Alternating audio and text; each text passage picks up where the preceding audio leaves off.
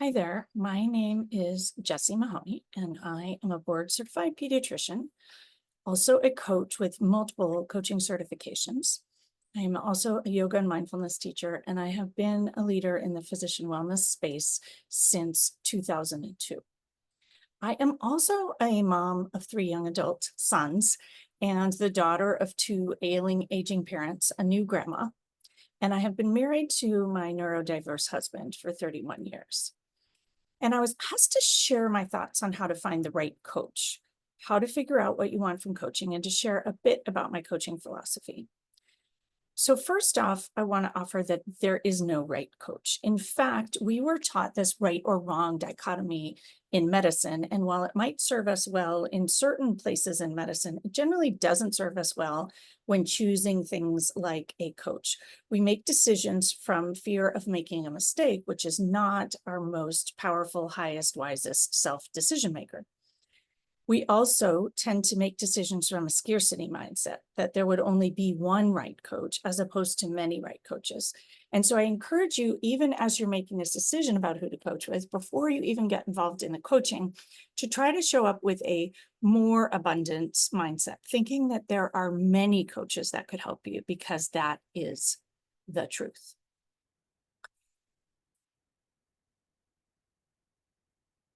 What I think is most important in choosing a coach is finding a coach that you're comfortable with. And that's why I shared a bit about my background. Your coach does not need to be like you, but you need to know and understand that they are human and that our humanness is a bit inseparable from our work in medicine, and that all of those things influence how we think. And how we think in our medical practice, we bring our same brain to how we think to our relationships and our parenting. And I do a lot of work on relationship struggles and parenting with physicians, because we tend to struggle even more than the average person because of our medical training. Style is also super important. And just understanding the approach that a coach has to coaching, and whether you feel comfortable with literally their vibe. We are often taught in medicine that anyone can do the job, but getting the right fit and the right stylistic approach in coaching is super important. I do think it's helpful to have your coach actually not be in your specialty and not be in your institution, because it gives you a lot more freedom to express what's going on if they are not working in the same space as you. And a coach who understands medicine but is not in your specialty is actually much better able to question your stories and help you see where you may be getting yourself into trouble with your thinking. It's one of the reasons that I love small group coaching and small group coaching at retreats, because you can get physicians of all different specialties from all over the country and all different kinds of institutions, and realize how so many of us think similarly because of our medical training, and how we can all learn from each other and grow and change. It's a really powerful process. In terms of what you want to get out of coaching, I encourage you to stay out of this goal-oriented, this is what I want to get out of it. Maybe I want a leadership role or something like that. I believe that it's actually most helpful to work on your coaching from what I call the feeling line. And this is because many of us don't know what job we want. We don't know where we want to live, or we are struggling with decision making when we come to coaching, or maybe we're stuck or overwhelmed. We all know how we want to feel in life, perhaps peace, presence, connection, like we can breathe again, healthy. Oftentimes it's settled. And so if you can connect to those feelings, they actually help guide your decisions and guide your path to get there. And so it may be that you actually want to end up somewhere different than you think you do. And getting that clarity and having this, the decision be truly authentic and aligned for you, is much easier when you make decisions from the feeling line.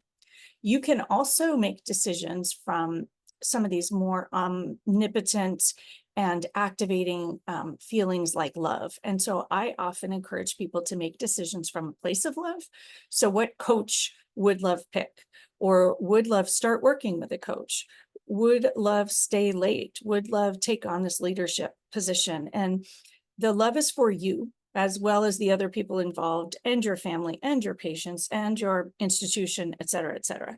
It's a skill that you learn in coaching, but I think connecting to this idea of feelings and letting them guide you is really important because they're guiding us either way. So we might as well use them to help us end up living the life that we want to be living. The last question I was asked to touch on is, how do you discern what your questions are or what your vision for coaching is? And I would say that you pretty much only need a loose idea. You need an idea of how you want to feel in life and an idea of the things that are your spots of least satisfaction or your biggest pain points. Beyond that, your coach's job is to actually help you get clarity about the vision and help you discern what your questions are. And so remembering that coaching is not about pushing towards a goal, it's about optimizing, and it's about swimming with the current rather than against the current and wasting time and energy. And so if you think about it, it's really about making the journey better. And it doesn't matter where that journey is headed, as long as the process, which is really what life is about, feels good. Again, this is the opposite of what we were taught in our medical training, and it's why so many of us are burnt out and exhausted and overwhelmed. I wanted to add one other point about coaching because I think it's so important, and that many of us in medicine use coaching against ourselves. We use it to achieve a goal, or we force ourselves to think things that we don't think, or we push ourselves from a place of miserable, overwhelmed, exhausted, and burnt out to feel better too fast. And it took us a while to get here, and it takes a bit of time to get out of it. But it also doesn't stick when we do that. We can't hate ourselves into change. We can't change when we're in fight or flight, and we can't change when we are on empty. And so what's essential for coaching to work is working with someone who understands the nervous system and can help you work on retraining your nervous system so whatever coaching you do sticks, helping you learn how to have some self-compassion for yourself, or at least not be mean to yourself, and getting yourself off of empty in order to have the coaching stick long-term and get the long-term transformation that you are looking for. And while that might seem a challenge, once you set the intention and once you pay attention to it, it's actually not that hard. So I'm happy to chat with any of you more about coaching at any time. I love coaching as a tool for people in medicine. In my 20 plus years in physician wellness, it is the tool, when blended with mindfulness and some of those things I just mentioned, that makes the biggest difference to physicians being able to practice medicine sustainably and do what they trained so long and hard to do. So you can reach me at pauseandpresence.com or Jessie at jessiemahoneymd.com, and I would love to connect.